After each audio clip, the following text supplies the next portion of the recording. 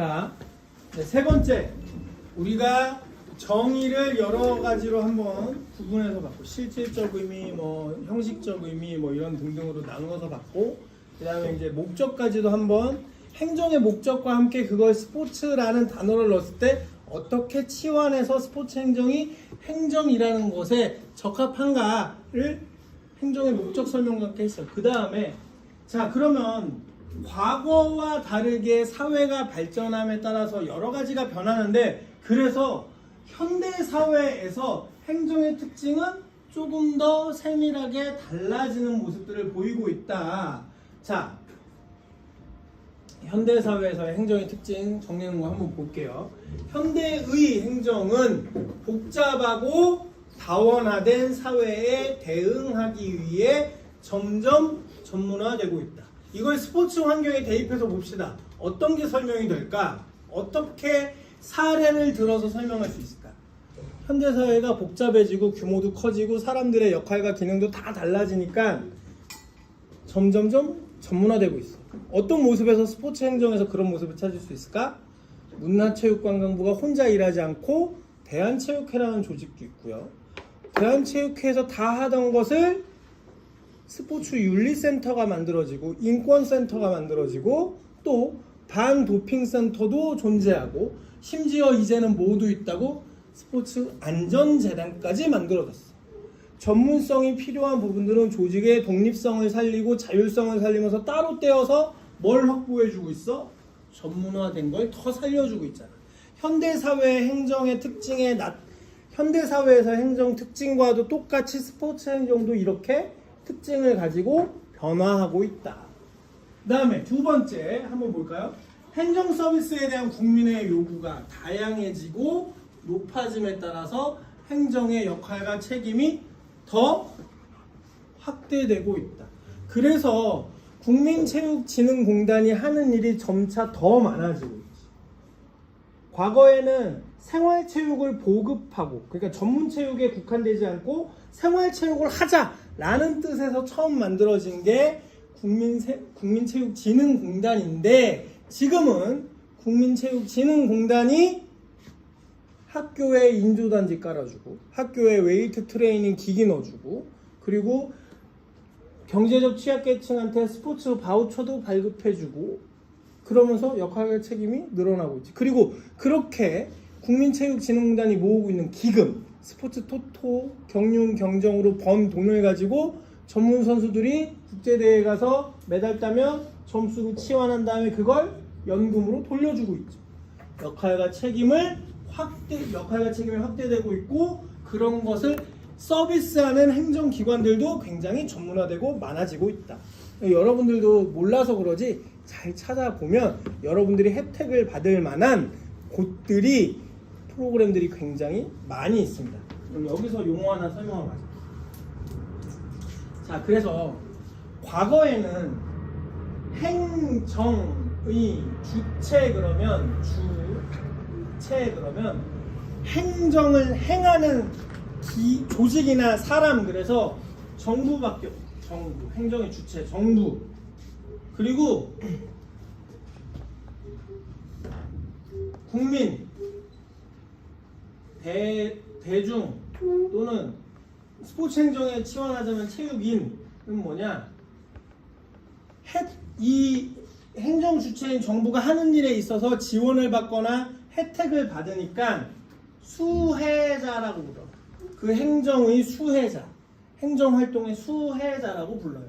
근데 최근에 현대의 행정의 특징은 이게 구분이 없어지고 있어요. 점점. 서로 아까 행정의 가장 현대사회의 특징 중에 하나 키워드 뭐가 있다고 그랬어? 상호 의존적이라고 그랬죠. 행정 부서만 상호 의존적인 게 아니고요. 행정 주체와 이해관계자 간에도 상호 의존적이야. 그래서 현대사회의 행정의 특징은 이 행정 주체도 모호해져. 이게 그래서 누구의 역할이 아니다가 아니고 모두 다의 역할이고 모두 다의 기능으로 변화되고 있다. 좀 더 상향 변화되고 있는 거죠. 상향 변화. 그래서 과거의 행정은, 전통적인 행정에선 주체는 정부, 수혜자는 국민, 대중, 체육인이라고 딱 구분할 수 있었는데, 지금은 모두 다 주체이고 모두 다 수혜자라고 할 수 있어요. 어떻게 설명할 수 있을까? 행정이라는 걸 시스템을 만들어서 정부가 국민, 대중, 체육인들한테 무언가 프로그램을 지원해. 그럼 그 수혜를 받았죠. 근데 그 수혜 받는 걸로 끝나지 않고 그 활동을 통해서, 그 프로그램을 통해서 생산적인 활동을 해서 내가 경제적 이득이나 사회적 이득을 보면 다시 행정기관에 세금이라던가 다양한 방법으로 돌려주게 된단 말이야. 다시 치환하게 된단 말이야. 그러면 결국에 수혜자가 주체가 되고 또 행정기관도 수혜자가 될 수 있는 거야. 그래서 상호의존적 관계를 주체 간에도, 이해관계자 간에도, 부서 간의 상호의존적 관계를 떠나서 그걸 뛰어넘어서 이해관계자 간에도 상호의존적 관계를 가져야지만 좋은 행정이라 부를 수 있는데, 이 좋은 행정 때문에 민주주의 사회가 발전한 2000년대, 시장 경제 체제가 발전한 지금의 이 시대, 자율성이 확보된 헌법, 각국들이 민주주의 사회라고 할 수 있는 각 국가들이 헌법을 가지고 잘 자율적으로 돌아가는 이 시대에 나오는 용어가 여 밑에 나와요. 오늘 또 중요한 오늘 배운 것 중에 가장 중요한 건데요. 거버넌스. 정부가 영어로 뭐야? 정부 영어로 뭐예요? 기억해? 거버먼트. 거버먼트야. 자, 위에도 있어요. 여기 위에 나오는데, 자, 보통 행정은 어드미니스트레이션이라고 하고 정부가 움직이는 걸 거버먼트라고 해요. 정부는 거버먼트인데 거버넌스라는 행정이 있어. 그건 뭐냐? 거버넌스는 행정하는 공공기관과 시민이 함께 움직여서 만드는 행정을 얘기해요. 그래서 거버넌스라고 하는데 여기서 중요시 되는 게 뭐냐? 자율성, 공정성,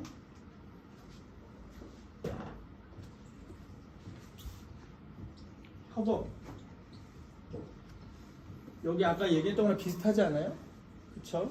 올림픽 아젠다 얘기해서 얘기했던 거 굉장히 비슷해요. 그쵸? 자율성, 공정성, 협업. 정부와 시민은 떨어지지 않는다요. 같이 함께 성장하고 같이 함께 확장하고 같이 함께 공유하고 같이 함께 공동의 삶을 살아가는 거야. 그래서 이걸 강조한 게 거버넌스야. 그냥 하라는 대로, 국가가 하라는 대로 따라가던 시대는 지나갔다.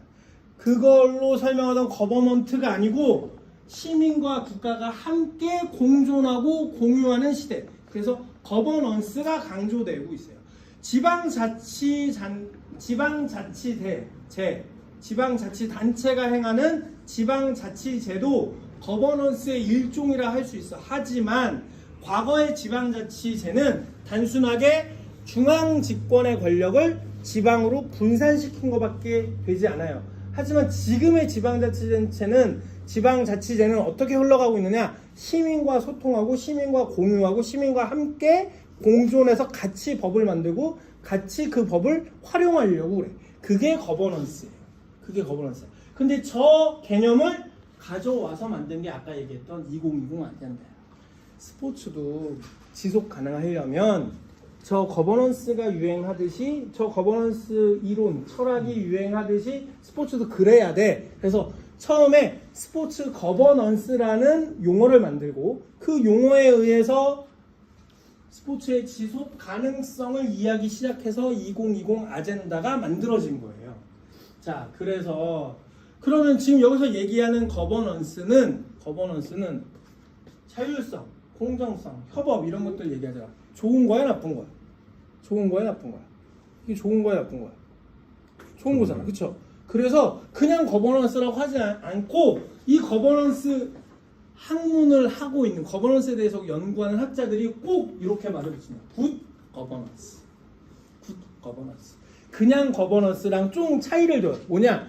그냥 거버넌스는 시민들이 자율적으로 그 행정에 참여하는 정도만을 거버넌스라 부르고, 완전히 섞여서 시민 스스로가 자율성, 공정성, 협업을 완벽하게 이루어낸 건 굿 거버넌스라고 조금 더 다르게 불러보자 라고 하는 경우들이 많아요. 그래서 최근에 와서는 굿 거버넌스라는 용어를 더 많이 써요. 그냥 거버넌스라 하지 않고.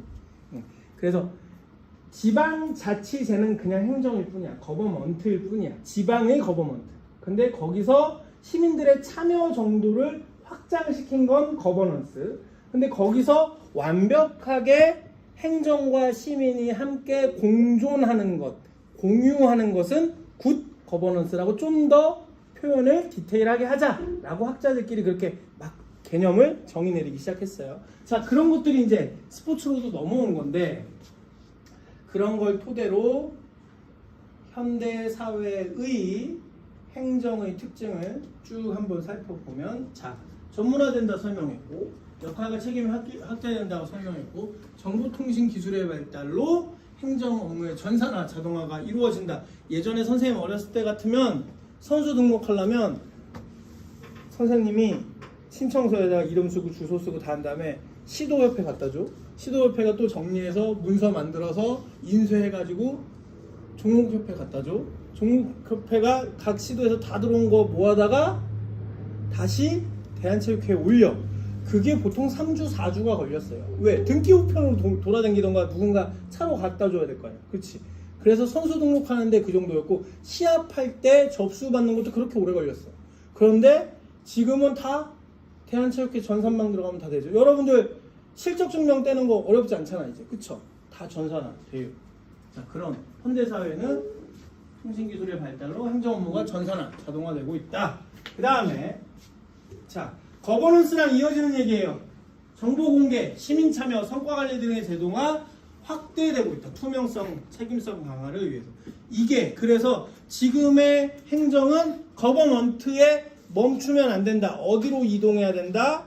굿거버넌스로 이동해야 된다라고 계속해서 강조하고 그렇게 하려고 모든 행정기관들이 노력하고 있다. 스포츠 행정도 마찬가지. 그래서 IOC가 스포츠 2020 IOC 어젠다를 만들어서 했던 거고, 그걸 잘 따르는 국가협회나 그걸 잘 따르는 종목들한테 좀 더 어드밴티지를 주려고 해. 그래서 여러분들은 조금 익숙하진 않겠지만, 선생님 학교 다닐 때, 이제 학생 때, 뭐 대학교 때 아니면 한 10년 전만 하더라도 어쨌든 우리나라가 잘하는 종목 중에 하나가 태권도인데, 태권도가 정식 종목에서 제외된다라는 맨날 그런 뉴스가 시도 때도 없이 나와요. 근데 별로 신빙성은 없어. 그거는 그냥 태권도 대신에 들어가고 싶은 일본의 카라테나 중국의 우슈가 퍼뜨리는 소문의 루머 중에 하나일 뿐이고, 왜 그렇지 않느냐? 태권도라는 종목이요, 이것을 최대한 잘 따라가려고 노력하거든. 심판 판정 문제 생기니까 전자호구로 바꿨죠. 그것도 안 된다고 하니까 대한태권도협회에서 국내 대회는 파워태권도라고 뒤에 모니터 달려서 스트리트 파이터처럼 바꿔버렸죠. 그런 식으로 빠르게 대응해. 그리고 IOC가 정식 종목을 선택할 때, 투표해서 하긴 하지만 선택할 때 매우 큰 심사 평가 기준이 있어요. 뭐냐? 얼마나 많은 인구와 많은 국가가 그 종목을 행하느냐. UN 가입 국가가요, UN에 가입된 국가가 210개 국가가 안 돼. 근데 태권도 가입 국가는, 태권도 세계연맹에 가입된 국가는 213개국이에요. UN 가입 국가를 넘어섰어. 국가 수도 많고요. 그걸 수련하는 인구 숫자도 엄청나게 많아요. 그래서 정식 종목에서 떨어질래야 떨어질 수가 없어. 떨어진다면 딱 한 가지야. 정치적 이유야. 그냥 단순하게. 정치적인 이유. 자, 그래서 뭐 그런 것들이 각 종목별로 이러한 일들을 최대한 노력하고 있다. 이 중에 레슬링 선수 있나? 레슬링 종목 있어요? 한 명 있네?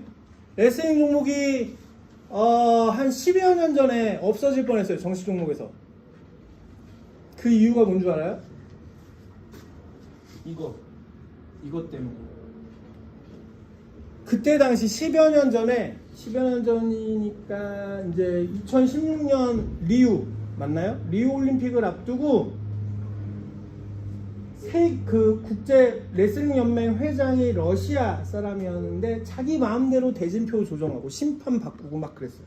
그랬더니 야, 정식 종목 선택하는 거 물론 기본적으로 있는데 그걸 재투표하거든요. 매번 재투표를 해요. 그래서 되는 종목이 되긴 하지만 그래도 형식적으로 그렇게 해오는데 1차 투표에서 떨어졌어. 레슬링이 정식 종목 리우 올림픽 때 못 들어갈 뻔했어요. 못 들어갈 뻔했는데 니네 이거 받고 오면 노력하면 다시 올려줄게. 다시 올라갔어. 그래. 2차 투표에서 살아남아서 올라갔어. 1차 투표 때는 떨어졌었어. 그렇게 해서 없어졌다가 왔다 갔다 하는 종목들이 있어요. 골프, 야구 같은 거. 야구는 우리는 야구를 잘 안 하는데 전 세계 10개국이 채 넘지 않아요. 야구를 하는 국가들이. 그렇게 경제적으로 돈을 많이 버는 종목인데 돈을 많이 버는 종목. 그리고 종목으로 따져서 가장 돈 많이 버는 종목이 뭐냐? F1 그랑프리랑 그리고 하나 더 있어. 미국 거. 뭐야? 미국 축구. 돈은 제일 많이 벌어. 근데 올림픽에 못 들어오잖아. 왜? 그 나라만 하니까. 그 나라만. 전 세계 인구가 하지 않으니까. 그래서 그런 걸 봤을 때 태권도는 떨어지면 정치적인 문제야. 떨어지면. 형식적인 문제에 있어서는 떨어질래야 떨어질 수가 없어. 프랑스가 펜싱을 굉장히 위험스럽게 스스로 그 위기라고 생각하는 이유가 뭐냐면 펜싱하는 국가도 점차 줄고 있어요. 그리고 프랑스가 가지고 있는 강점이 높은 종목인데 그게 올림픽에서 빠지면 메달 숫자가 줄어들겠지. 그럼 프랑스는 프랑스 국가 이익을 생각해서 펜싱이 떨어지면 안 돼. 근데 펜싱도 최근에 와서는 그러다 떨어질걸? 그렇게 얘기해. 그래서 만들어낸 게 뭐야? 도입은 정식적으로 되지 않았지만 5, 6년 전에 라이트 세이버라고 스타워즈에 나오는 광선검을 만들어서 일반 레저 스포츠처럼 즐길 수 있도록 만들어 놓은 거야. 많은 인구가 하면 살아남을 가능성이 높아지거든. 많은 인구가 하면. 자, 그래서 이런 것들이 강조되고 있다. 그래서 지금 거버넌스라는 개념을 잘 들었다면 다 밑에 것들이 이해돼요. 중앙집권적 행정에서 지방 분권 행정으로 전환이 이루어지고 그러면서 민간 영역과의 협력이 강화되고 있고 그래서 협력적 거버넌스, 시민 참여 거버넌스 등 다양한 주체. 아까 주체, 전통적인 행정에서는 주체가 딱 하나였어. 뭐 누구 어디? 정부. 그런데 이제는 행정에 관계된 이해관계자 모두가 주체가 될 수 있다. 그런 행정 시스템을 뭐라 부른다? 거버넌스라고 부른다. 거버넌스라고 부른다. 그리고 여기에 이러한 거버넌스는 거버먼트, 어드미니스트레이션이 아닌 거버넌스는 무엇에 더 대비한 거다? 기후변화, 인구 고령화, 사회 양극화 등의 이런 것들을 걱정해서 우려해서 이렇게 자연스럽게 시대의 변화 흐름에 따라서 맞추어서 확장되거나 변화하고 있는 것이다 라고 설명을 할 수가 있겠습니다. 자, 그래서 선생님이 앞 시간에 똑같은 수업을 일반도 하거든요. 일반도 하는데 여기는 막상 설명해 보니까 크게 중요하진 않아요. 그래서 우선 알고 있으라는 거예요. 행정의 기본적인 모든 법률, 모든 행정 프로그램들은 저 기본 절차를 따라요. 행정이라는 것은 단계적으로는 신청, 심사, 결정돼서 집행을 하거나 그리고 그 집행에 따른 통지를 하거나 통지는 두 가지로 나뉘겠지. 안 된다는 통지 또는 된다라는 통지 두 가지로 나뉘겠죠. 그래서 이런 행정은 어떤 특정한 프로그램이나 제도가 만들어지면 이 단계를 거치게 된다 정도로만 알고 있고 그것을 선생님이 예를 들어서 자 대한체육회의 새 종목이 종목단체로 가입을 신청하는 경우를 토대로 해서 그걸 예시로 들어서 신청 단계에서 첫 번째 줄이 종목단체 각 단계마다 첫 번째 줄이 대한체육회에 특정 종목이 새로 가입한다라고 했을 때는 신청 단계는 뭐고 심사 단계는 뭐고 결정 단계는 뭐고 통지 단계는 뭐고 집행 단계는 뭐다라고 설명을 해본 거고요. 예시를 들어서 또 두 번째로 지방자치단체의 스포츠 시설 건립을 위한 보조금 지원을 신청한다라는 예시를 들어서 신청 단계, 심사 단계를 두 번째 줄에 다 예시 설명을 해 놓았습니다. 이건 한번 쭉 읽어보세요. 그냥 이런 게 행정 절차구나. 특정 행정을 한다라고 했을 때 행정 절차는 어떤 단계로 이루어진다. 기본적으로 신청, 그 다음에 심사, 그 다음에 결정, 그 다음에 통지 또는 집행. 통지 집행이 거의 동시에 이루어져요. 통지 집행이 거의 동시에 이루어지고. 근데 여러분들이 이게 옛날 행정은 이렇게 복잡하고 지금은 그렇지 않잖아요 라고 할 수 있는데 지금은 온라인에서 하는 게 어쨌든 1분 만에 이루어지더라도 이걸 다 한 번에 하고 있는 거야. 여러분들이 공인인증서든 뭐 카카오 인증서든 들어가서 가족관계증명서를 뗀다 그러면 온라인 신청하죠. 그러면 전산망에 빅데이터가 빠르게 심사를 해서 이 사람한테 그 증명서를 줄 거냐 말 거냐 결정하고 되면 PDF 파일로 다운로드 받으세요라고 집행을 하는 거죠. 그쵸?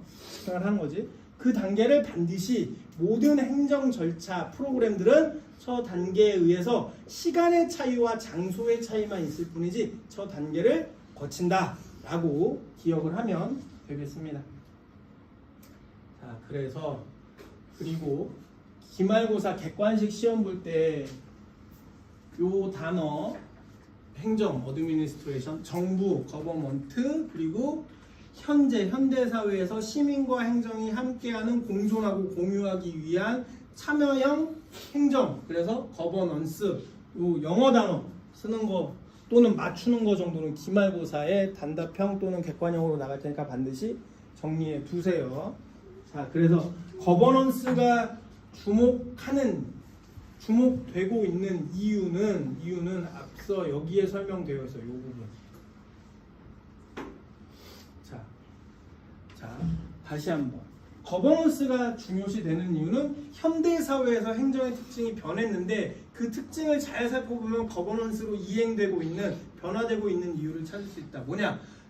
과거의 중앙집권적 행정에서 지방 분권적 행정으로 전환이 되었는데 그것마저도 민간 영역과의 협력이 강화되면서 시민 참여 그리고 시민과 함께 공존하고 정보와 지식 또는 여러 가지 활동 그리고 여러 가지 책임, 역할 등을 공유하는 것을 중요시하다 보니 거버먼트 어드미니스트레이션에서 굿 거버넌스로 넘어가고 있다라고 설명을 할 수 있겠습니다. 자, 오늘은